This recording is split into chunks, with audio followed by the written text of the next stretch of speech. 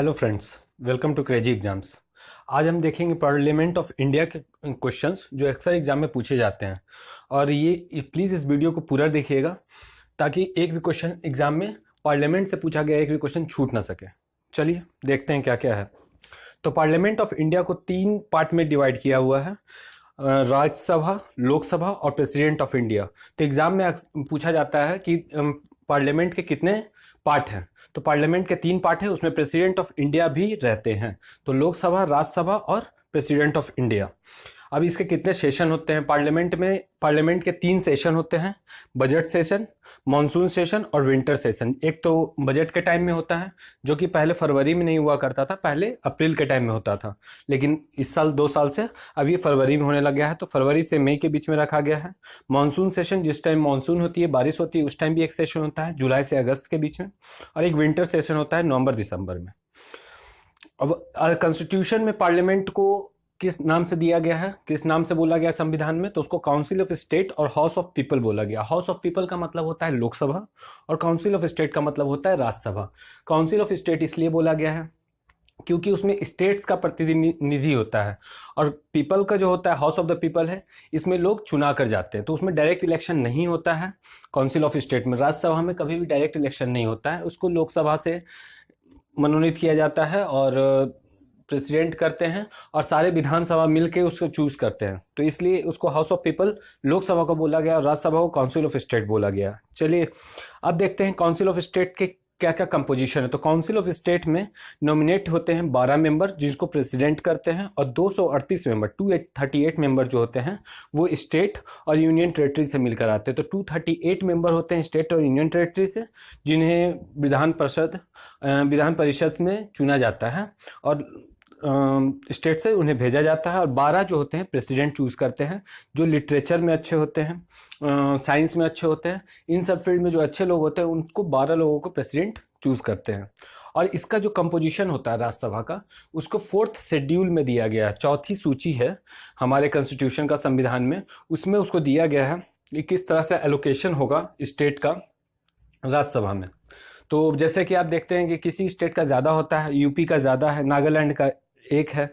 तो ये इस चीज़ का जो एलोकेशन किया गया है, बंटवारा किया गया है सीट का, वो 4th शेड्यूल में दिया गया है।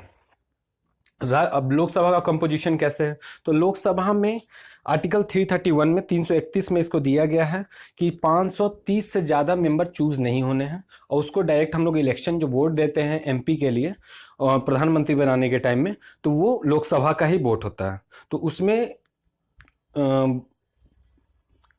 530 मेंबर होते हैं, और 20 मेंबर होते हैं जो रिप्रेजेंटेटिव होते हैं यूनियन टेरेटरी के, मतलब कि लोक शासित, संघ लोक शासित राज्य के होते हैं, जैसे दिल्ली हो गया, चंडीगढ़ हो गया। तो इन सब जगह से यूनियन टेरेटरी से 20 मेंबर चुने जाते हैं। 20 मेंबर से ज़्यादा नहीं हो सकता, ऐसा कॉन्स्टिट्यूशन में दिया गया है। और 530 मेंबर स्टेट से होते हैं। इसमें भी कुछ सीट होते हैं जो प्रेसिडेंट करते हैं।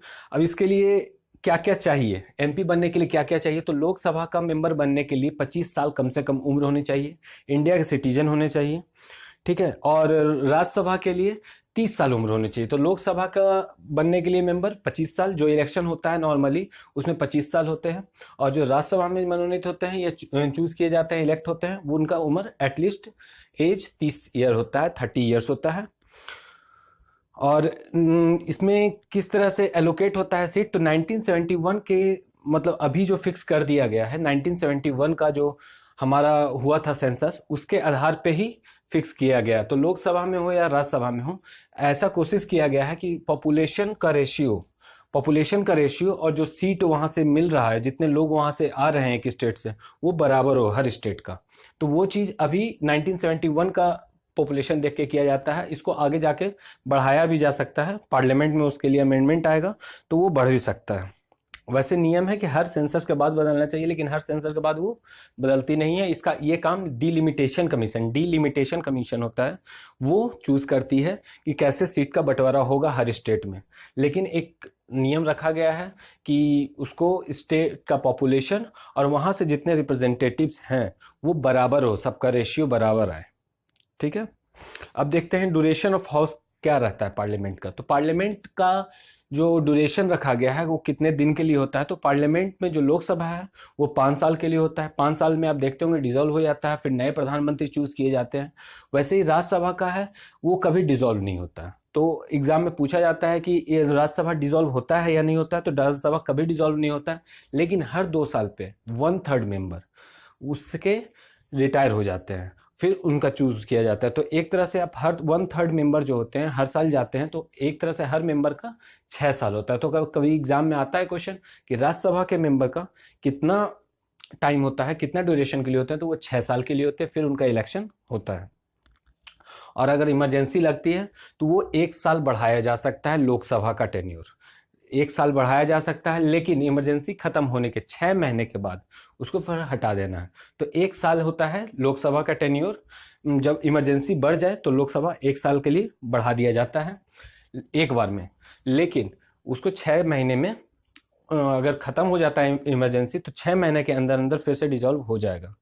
और लोकसभा की मीटिंग जो होती है, जो आप देखते हैं सेशन होते हैं, वो कम से कम साल में 2 सेशन तो बनता ही है, क्योंकि 6 महीने से ज़्यादा इंटरवल नहीं हो सकता 2 सेशन के बीच में।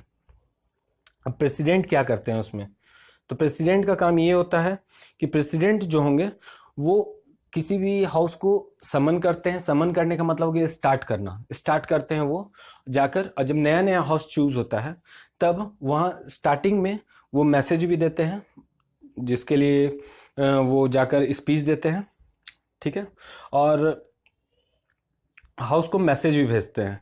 तो प्रेसिडेंट स्पेशल एड्रेस भी करते हैं। अगर प्रेसिडेंट चाहें तो डिसॉल्व भी कर सकते हैं हाउस को, लोकसभा को डिसॉल्व कर सकते हैं। डिसॉल्व करने का मतलब हो गया कि उसे खत्म कर देना। जैसे कि अभी किसी की सरकार है और उस पर अगर अच्छे से बहुमत नहीं सिद्ध हो पा रहा तो उसे हटा दिया जाता है। ये केस हमेशा इंडिया के हिस्ट्री में बहुत बार आया भी है, तो उसे हटा दिया जाता है। प्रेसिडेंट स्पेशल एड्रेस भी करते हैं। और मिनिस्टर्स जो होते हैं अटॉर्नी जनरल होते हैं। तो मिनिस्टर्स जो होते हैं वैसे वो कहीं भी बैठ सकते हैं। अगर लोकसभा के मिनिस्टर हैं तो वो राज्यसभा में भी बैठ सकते हैं, वहाँ वोट नहीं दे सकते हैं। और अगर राज्यसभा के मिनिस्टर हैं, राज्यसभा से कोई बना हुआ है, वो मिनिस्टर बने हैं, तो वो लोकसभा में बैठ सकते हैं, लेकिन वोट नहीं दे सकते हैं, ठीक है। और अटॉर्नी जनरल वो भी किसी भी हाउस में बैठ सकते हैं एनी टाइम, वो कहीं भी बैठ सकते हैं, बस वोट नहीं दे सकते हैं, और वो बैठकर सुन सकते हैं किसी भी हाउस में।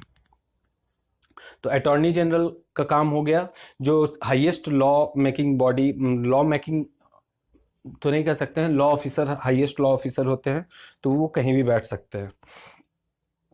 और लोकसभा के साथ ये भी है कि ये कभी भी सीट का हमेशा बंटवारा, जो मैंने पहले ही बताया, सीट का बंटवारा हमेशा ऐसा रहता है कि पॉपुलेशन जो स्टेट का हो और जो वहाँ का सीट जितने आए हैं एक स्टेट से, उन दोनों का रेशियो सेम हो हर स्टेट का, ये कोशिश किया जाता है। और काउंसिल ऑफ स्टेट मतलब राज्यसभा, जो काउंसिल ऑफ स्टेट है, वो डिजिग्नेट किया गया mental federal character of country. तो कुछ कुछ फीचर्स जो हैं राज्यसभा के लिए ही बने हैं। जैसे कि अगर यूपीएससी का कुछ सीट बढ़ाना हो, सॉरी सीट बढ़ाना नहीं हो, कुछ पोस्ट बढ़ाना हो, जैसे अभी आईएएस आईपीएस ये जो पोस्ट है, अगर कुछ नया पोस्ट क्रिएट करना हो ऑल इंडिया सर्विस से रिलेटेड, तो वो राज्यसभा के पास स्पेशल पावर होता है कि वो कर सकती है। Number of state depends on population of the state, ठीक है। और supreme court can strike down certain provisions. तो सुप्रीम कोर्ट के पास भी एक स्पेशल पावर होता है, एक पावर है कि अगर कोई अमेंडमेंट करती है या कोई लॉ बनाती है पार्लियामेंट, तो उसे वो खारिज कर सकती है, उसे वो खत्म कर सकती है सुप्रीम कोर्ट, और वो रिपील हो जाएगा वो अमेंडमेंट, ठीक है। और इस पे आगे हम लोग लोकसभा और राज्यसभा के बारे में, ये बिल कैसे पास होता है ये भी देखेंगे। वैसे बिल के लिए सिस्टम है कि लोकसभा से पहले बिल कोई भी पास होता है, फिर राज्यसभा में जाता है। तो बिल में क्या क्या पावर है लोकसभा का, क्या क्या राज्यसभा का पावर है, इस पे भी एक मैं वीडियो बनाऊंगा, अभी आगे वीडियो बनाऊंगा, तो प्लीज़ देखते रहिएगा। आज के लिए बस इतना ही। Please like share and subscribe for latest videos.